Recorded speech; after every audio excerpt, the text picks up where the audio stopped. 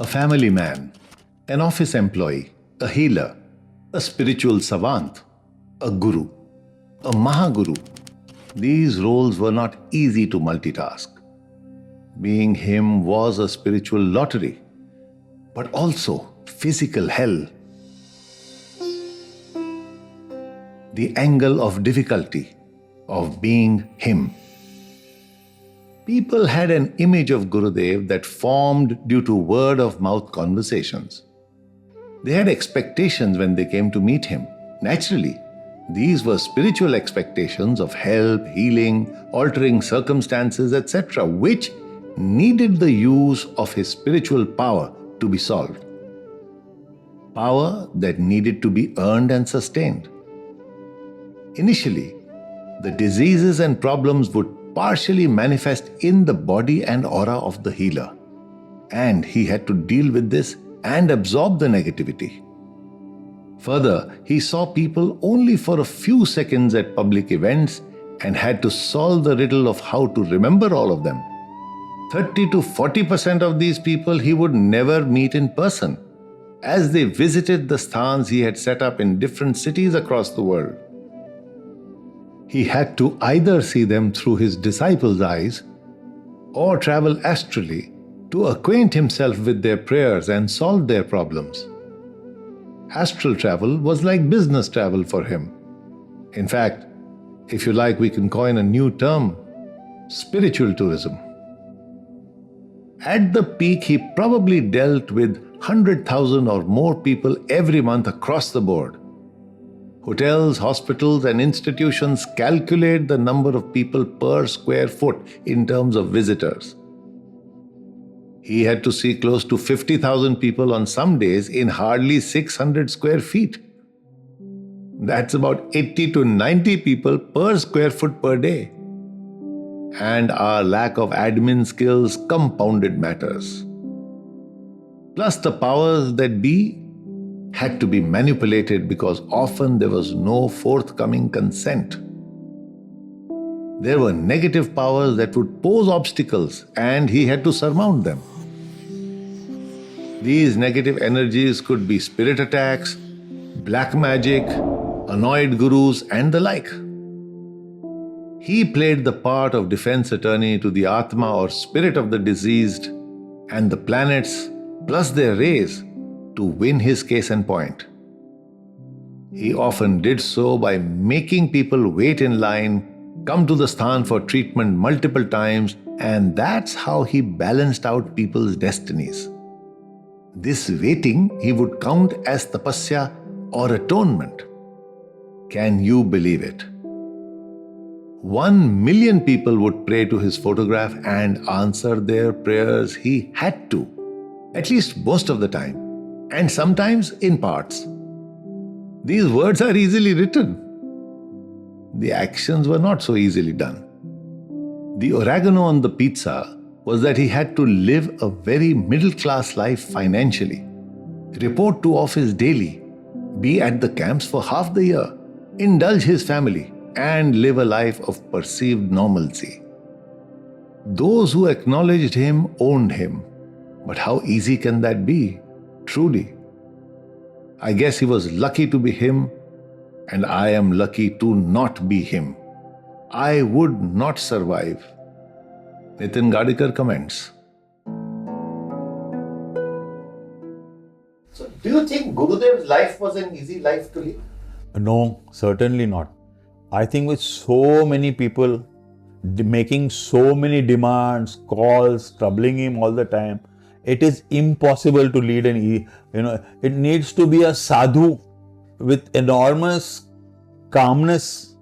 You have to be really a guru of the highest order to be able to be at beck and call of hundreds of people who sometimes ask you that my television is not working.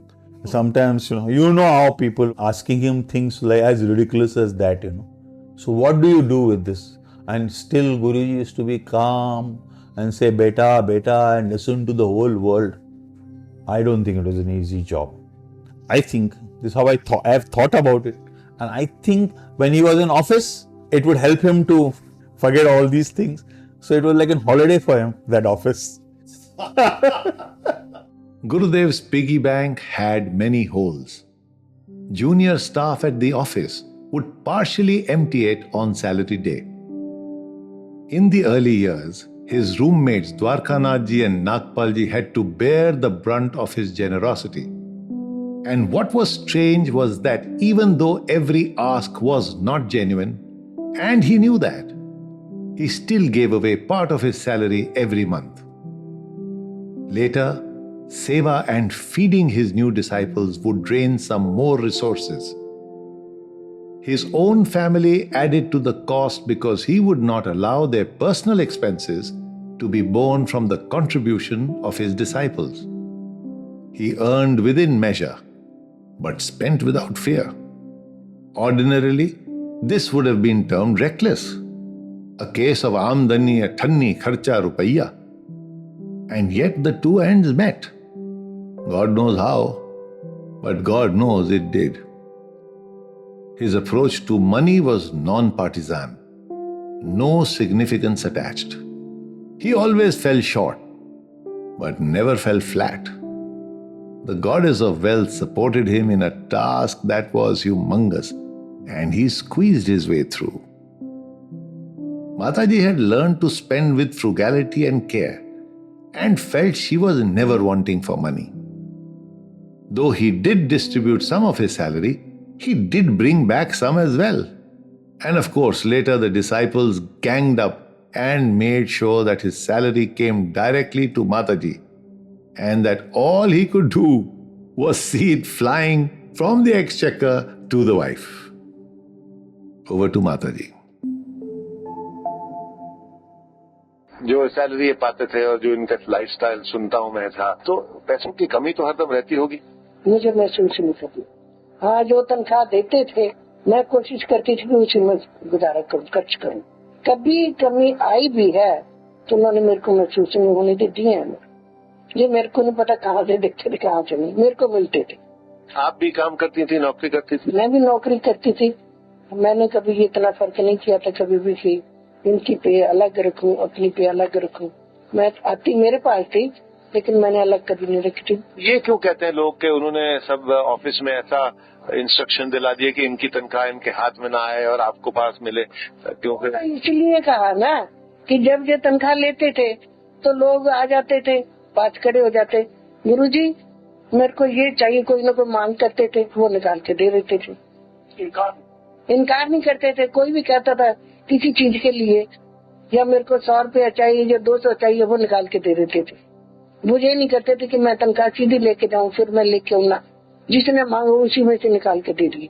फिर जो लोग कहने लगे कि माता जी खर्च करते हैं सारा, तो हम माता जी को हम पकड़ाएंगे, गुरु जी आपके पास नहीं पहुंचते तनख्वाह को, हम लेके देंगे, तब ये लेके आते थे। ये डिसाइपल्स ने कहा। हाँ। Naubat Ramji was Gurudev's neighbor when he shifted to Gurgaon. He answers. जब वो शिवपुरी में रहते थे, उनके घर में रहने के लिए उनकी काफी मुश्किलात होती होंगी ना? नहीं, किराए पे वो रहते थे, यहाँ 2 कमरे थे। हाँ, बहुत लोग मिलने आते थे। हाँ, उस वक्त तो आते थे। उन रहाइश में बहुत कठिनाइयाँ होंगी फिर? हाँ, कठिनाइयाँ तो थी, लेकिन मालिक की कृपा से कोई महसूस नहीं करते थे। महसूस नहीं करते थे? हाँ। क्या हंसते खेलते रहते थे? हाँ। Traveling from Shivpuri to Delhi, was that easy? No, not at all. Family life combined with spiritual life, was that easy? Not at all. Expenses of a dual lifestyle were not easy either. Then how did he always wear a smile and keep his sense of humor alive? That is a secret to learn. I find humor keeps sadness and self-pity at bay. I recommend his example and my experience to all the listeners of this podcast. I truly believe that he or she who smiles and laughs walks taller. Try it. Before Gurudev became a Mahaguru, he had to overcome many obstacles in his path and pass many a test. Pahalwanji shares excerpts of a conversation he had with Gurudev. तो कहने लगे, पुत्र ऐसा भी समय था मेरे life में, अगर 20-20 टाँकियाँ होती थी मेरे कच्चे बनियान में। टाँकियाँ समझते हो? पैबंद, कपड़ा जैसे वो कपड़ा नहीं है, वो पैबंद लगाने के लिए, तो सुई से ही उसको इकट्ठा किया और टाँके मार दिए। कहता 20-20 टाँकियाँ होती थी। कहता पुत एक बारी तेरी भैन नूं लेके बाजार में गए, तेरी माँ भी नाल सी, 2 तो कुछड़ चक्की हुई सी, रेणु बड़ी थी, वो उंगली पकड़ के चल रही थी। तो हलवाई की दुकान के सामने से निकले तो रेणु ने कहा अग दूध पीऊँगी, सारा क्या दूध पीऊँगी। तो कहता पुत 2 गिलास दूध पीगी वो। मैंने तुम्हारी माँ ने कहा कि मास्टर दूध नहीं पिलाते, मास्टर बोलते थे माता जी। तो कहते दूध कहाँ से पिलाएं, पैसे तो बचते ही नहीं। अपने मतलब अपने हालात के बारे में बताया उन्होंने कि ऐसे ऐसे हालात से हम गुजर चुके हैं, ये बताया था। तो गुरुजी ने फिर ये कहा, कहता पुत उस दिन मैं परेशान रहा, रात भर नींद नहीं आई। ये फैसला लेना था अब मैं ये रास्ता छोड़ता हूँ या अपनाता हूँ। कहता पुत सारी रात निकल गई, परेशान रहा। आखिर मैंने यही कहा, मालिक मुझे ये रास्ता मंजूर है, चाहे जो मर्जी हो, हालात कैसे भी हो जाए, ये कहा था। Money is one aspect where most spiritualists are intensely tested and tempted. There are those who succumb and luxuriate, and others who withhold and frugalize. Even a man with so much power had to be tested for grit and determination. The fact that he wavered ever so slightly shows how, like us, he was human too, and needed deep resolve to overcome such trials, just like we need to. His story demonstrates human capability to overcome the counterbalance of temptation, to waver from the path. Gurudev was under constant observation by his ethereal trainers, other allies, deities, and also normal people. His example of not allowing donations and gifts was hard to believe, but easy to respect. Navigating through circumstances wasn't easy and posed a huge angle of difficulty. Initially, he did seva at other people's homes and outside the tea stall situated below his office. He was literally like a saint off the street. Later, he leveraged his workplace and did seva wherever his job took him. Or was it the other way around? A one-liner from Gaggu, a very nice man, who was part of the Mahaguru's coterie, is coming through. जो लोग मिलने हुए आते थे, public आई होती थी, उनके ऊपर उनकी रिस्पॉन्सिबिलिटी होती थी सारी। वो गुरु के प्रति मिलने आए, उनकी जिम्मेवारी उस गुरु के ऊपर ही थी। The ability to read other people's thoughts sounds exciting, but makes the incline of the treadmill far steeper, for it is so difficult to pretend to not know. Naturally, faith is not a capsule you can buy at a medical store. All of this was made more difficult given the way he dressed, like everybody else, and the way he talked, like everybody else. Could it have been easy to have faith in someone who seemed like everybody else? And yet, in a round or two, most people developed faith and became his admirers. It was the way he lived and the radiation of his aura that impacted people's minds. A keen observation from Nikku, who was Mataji's nephew and another member of the coterie I have dubbed as the 4 Musketeers, follows.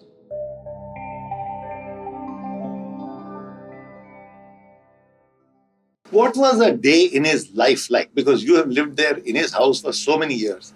So tell us, how was a regular day in his life when he was staying in his home? How did he spend that day? Irrespective of that, he sleeps at 2, 2:30, 3 o'clock in the night. He will get up at 5:36. Simple. मैंने गुरुदेव को आज तक जिंदगी में कभी नहीं देखा कि गुरुजी 9 बजे तक सोए हों या 10 बजे तक सोए. Throughout his life, never. Maximum to maximum 6 o'clock. 5:36, he will get up. By 7, 7:30, maximum 8 o'clock, he'll be off. और 9 बजे अगर सपोज ऑफिस पहुंच गए, ये सारे लोग जो भी ऑफिस पहुंच गए, पहले तो घर से बाहर निकलना कैसे सुबह खूब मेला लगा होता था, घर के बाहर लोग खड़े होते थे, सुबह 8 बजे लोग आ जाते थे मिलने के लिए, तो उनको ऑफिस जाने में लेट हो जाते थे, तो कई बार तो वो पीछे से निकल जाते थे, पीछे से मतलब? पीछे से मीन्स पहले तो दीवार छोटी थी तो दीवार को उधर से निकल गए, या फिर बाद में एक स्लाइडिंग डोर लगाया था तो वहां से निकल जाते थे, तो उसको गाड़ी को कहते गाड़ी पीछे ले आ, चुप करके फटाफट पीछे से निकल जाते थे, because he wanted to reach office on time. Right. तो अगर सुबह लोग कम है तो कहते थे अच्छा 2-4 हैं तो मैं फटाफट आशीर्वाद दे देता हूँ, फिर वो यहीं से बाहर निकल जाते थे। नाउ ऑफिस जाने के बाद ही is there in the routine life. Office में जो ऑफिस में लोग आए होते थे उनको मिलने के लिए, ऑफिस में भी लोगों से मिल रहे हैं वो। फिर उसके बाद सपोज अगर वो कभी दोपहर को 3 बजे 4 बजे 2 बजे अगर वो आ गए, अब कई बार तो वो सीधे फॉर्म पे चले जाते थे, सीधे फॉर्म पे जाके वो ही विल टेक केयर, गाय भैंसें थी वहां पे उनका ध्यान रखेंगे, वो फार्मिंग थी, everything. He used to love all this. And what time did he finally call it a day? What time did he sleep? It was a normal 2:30, 3 o'clock in the night. मैंने उनको 11 बजे सोते हुए या 11:30, 12 बजे सोते हुए जिंदगी में कभी नहीं देखे, never। 2 बजे से पहले तो कभी भी नहीं। What was he doing till 2:30 at night? अगर सपोज लोग आए हुए हैं तो 12-1 बजे तक तो लोग ही मिलते रहते थे। फिर अगर कुछ शिष्य बैठे हैं, why are you asking me all this? You also used to do the same thing. Yes. He used to discuss something with you. रात को 1 बजे अगर गुरुदेव के पास अंदर जाके बैठे पब्लिक के जाने के बाद 2 बजे used to come out. उसके बाद गुरुदेव को खाना दिया, ट्रे अगर उसके बाद हम अगर बाद लेके आए तो we used to eat together. वो फ्रिज वाले रूम में बैठ के। तो that you know better कि वो 2 बजे तक क्या करते थे? I know that. You tell me, 2 बजे तक वो क्या डिस्कस करते थे? He used to talk about spirituality. Yes. So the man worked from 5:30 in the morning till 2:30 at night, yes. except for a break for out of the body part. Yes. Correct? But that is not always. वो भी कभी अगर लेटे नहीं तो फिर वो finally अगर रात को लेटेंगे पाठ पे तो फिर वो लेटे, नहीं तो he's, you can say 20 hours he's busy. Wow. I would not be able to live a life like that. Would you? No, we can't. Besides healing and helping, Gurudev made each visitor feel that he was focused on him or her. Giving each visitor the feeling of significance was no easy task, as Nikkuji explains. So was he a very funny person? I mean, considering, you lived in that house for so many years. Yeah. So what was his nature like? Was he jolly? Was he funny? Was he serious? What was he like? When he's in a mood of seva, he's very serious. वो public को मिलते हैं बड़े आराम से, बड़े प्यार से। The best thing about Guruji was कि अगर 1 लाख आदमी उनको मिलके गया है, 1 लाख आदमी used to have this feeling कि गुरुजी is sitting here only for me. He used to give him that feeling. Whereas we cannot give this feeling to our 2 kids. अगर कोई इंसान, you see, it is a very difficult thing, which I have witnessed कि अगर कोई इंसान देखो इस गुरु रूप में बैठ के गुरुजी को मालूम था कि ये इंसान बाहर से आया है, ये एक नेगेटिव वाइब्स लेके आ रहा है मेरे पास, he is thinking negatively about me also, about the whole of us. But when he has come inside, उसने गुरुजी को माथा टेका है, उसने आशीर्वाद दिया, तो गुरुजी ने कभी भी इस चीज के ऊपर उसको ये नहीं किया कि ये नेगेटिव वाइब्स लाया है तो मैं इसका काम नहीं करूंगा। नो, उसको उतने ही प्यार से उससे बात की है, उतने ही प्यार से उसके दुख दर्द की कहानी सुनी और उसको आशीर्वाद दिया। So it was never like that. I think this is the most difficult task. अगर हम एज ए कॉमन पर्सन अगर हम अंदाजा लगाएं, हमें पता चले कि आदमी हमें गालियां निकाल रहा था, तो शायद हम तो बाहर जाकर 1 मिनट में कॉलर पकड़ लें उसका। What Nikkuji did not know was Gurudev was following Buddhe Baba's instructions. He had been strictly told that he had to serve without favor or value judgment. Bittu, a youngster at that time, got to look at the Mahaguru with fresh eyes. He had no background in spirituality, just gratitude towards the man who had healed him. गुरुजी के साथ हम सब लोग जाके अपनी अपनी life की personal बातें करते थे, अपने दुख, अपनी अच्छी बातें, अपनी बुरी बातें, हर इवन चाहे फिजिकली नहीं भी करते हो, स्थान पे खड़े होकर बोलते हैं गुरुजी आज मुझसे ये गलती हो गई। तो गुरुजी सुन रहे हैं, लेकिन उन्होंने कभी किसी को कहा तो नहीं बिट्टू ये कह रहा था, तेरे पापा ये कह रहे थे, बिट्टू ने ये गलत काम किया, क्योंकि वो सब चीज हजम कर सकते थे, इसलिए वो नीलकंठ है। तभी तो वो गुरु है, तभी तो वो भगवान है, तभी तो ईश्वर है, क्योंकि वो सारा जहर पी जाते हैं। ये सिर्फ बातें करने से नहीं होती, उसके लिए बहुत मेहनत चाहिए, बहुत कुर्बानियां, बहुत मतलब अगर एक इंसान को गुरु बनना है ना तो उसके लिए जमीन में रुलना पड़ेगा। उसको अपने दुख दर्द से ज्यादा दूसरे के दुख दर्द का एहसास होना चाहिए, दूसरे की जरूरतों का एहसास होना चाहिए, दूसरे के लिए उसके मन में एक वो कशिश होनी चाहिए। हम क्यों आते थे गुरुजी के पास? गुरुजी एक दिन नहीं मिलते थे, सारे कहते थे यार गुरुजी कहाँ है, गुरुजी कहाँ है। कशिश उनमें थी, वो मेरे में नहीं है। Keeping secrets is a huge burden. And imagine the number of secrets he had to keep. Literally, he would never let his left hand know what the right hand was doing. People would continuously observe his behavior and attitudes to define credibility. It was never easy to live in a glass house, but that was his destiny. If the visitors were hard to deal with, the disciples were tougher. He had to play the role of Mr. Indulgence himself. He had to satisfy the need for attention of his disciples, family, visitors, and colleagues, amongst all else. For a man who had to give so much attention, how could he stand at ease? I am embarrassed that I would manipulate as much time as I could with him, not conscious that I was being inconsiderate. He aroused a kind of madness in us and became a common obsession. Most people serve the Guru, but we victimized him. Bindu Lalwani supports my viewpoint.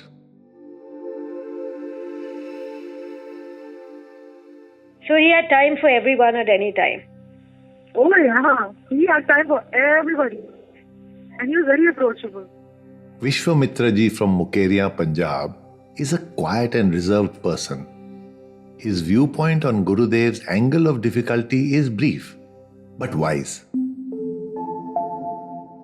आपके अनुसार गुरुदेव की जिंदगी क्या कठिन थी, क्या आसान थी? उनकी जिंदगी की कठिनाइयां आपको क्या नजर आती हैं? जिंदगी मुझे उनकी कठिन लगती थी। बिल्कुल जी, मैं बिल्कुल सहमत हूँ आपके साथ। बताइए मुझे कुछ। तो खुद इतने लोगों को संभालना, इतने लोगों की प्रॉब्लम हल करना और हर आदमी की याद रखना, किसी को किसी समय भी देखा हो उनको पहचान जाना, ये सब बातें जो हैं कठिन ही है। हम लोग तो एक बार आदमी को देख के दूसरी बार भूल जाते हैं।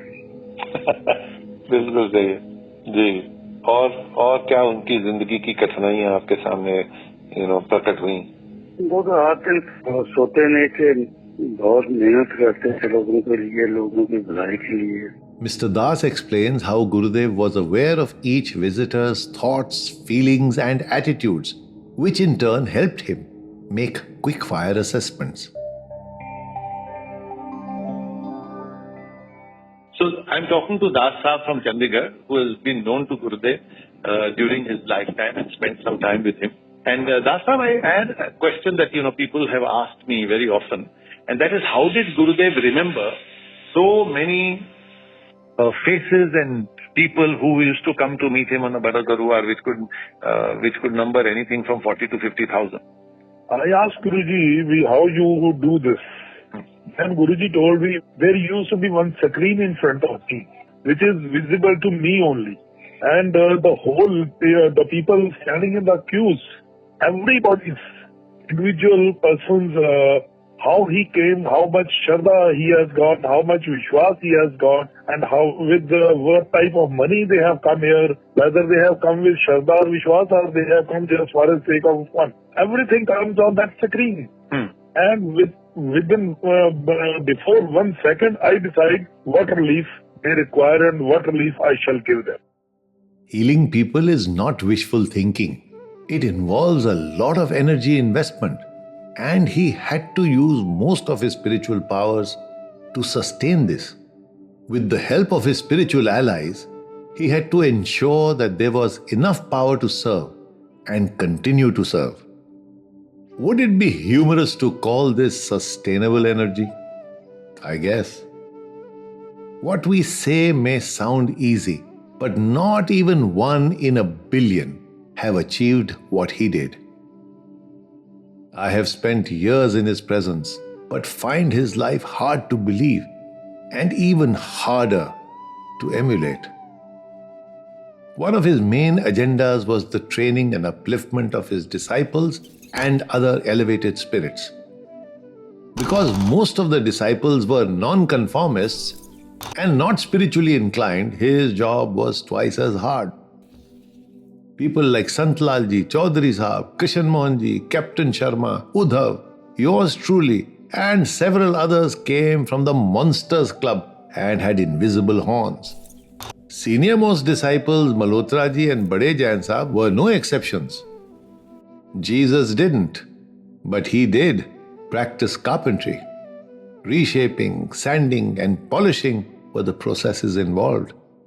We needed to and were reinvented. For the sake of continuity, he had to teach us how to train others. We encroached on his free and family time. Fortunately, his wife was not a unionist, and she joined him in his indulgence of us. Her angle of difficulty was steep. She had to share her husband with not only visitors and disciples, but cows and monkeys too. What a life! The person we will talk to next is Uma Prabhu. She and her husband Suresh Prabhu have been very closely connected to the Mahaguru. Being a journalist by profession, Uma's views are pragmatic and straightforward. At a physical level, I want you to imagine yourself that if you had to lead his life, do you think it would have been an easy life for you to lead? Suppose if I were him, the life that he led would have been is a very, very difficult. It was not easy life. He was an ocean absorbing all the negativities, but it was not, if I were him, I don't know how he looked at it, but if I were him, it would not have been easy for me. Listening to the problems of millions, absorbing and treating negative energies all the time, helping people with their spiritual growth plans, justified Uma's statement of him being an ocean absorbing negativity. A chameleon changes colors in minutes. He had to do that in seconds. People would come to share their happiness with him. When some of the prayers that they had made were fulfilled, they would come share their happiness. And conversely, when something negative happened, they would come to offload their grief. It was not easy to change moods every few seconds, but he had to. Another issue that would crop up was that people had heard stories of others getting relief in very short periods of time, and so expected the same for themselves. Often he would need to make them come repeatedly and heal them slowly. He would make people wait in long queues for hours and use this as a justification when asking the powers to compensate them for their patience and faith. Most of us who spent a lot of time with him will speak in one voice to say his was no easy task. It was almost impossible. Climbing mountains is no mean feat. It requires effort and dispatch. It creates strain and involves physical endeavor. It's a sweat by the step concept. But once you have ascended, you can get an overview. Rub shoulders with the mighty. You can savor the fact that the torture was worth it. That, though the roots were bitter, the fruit was sweet.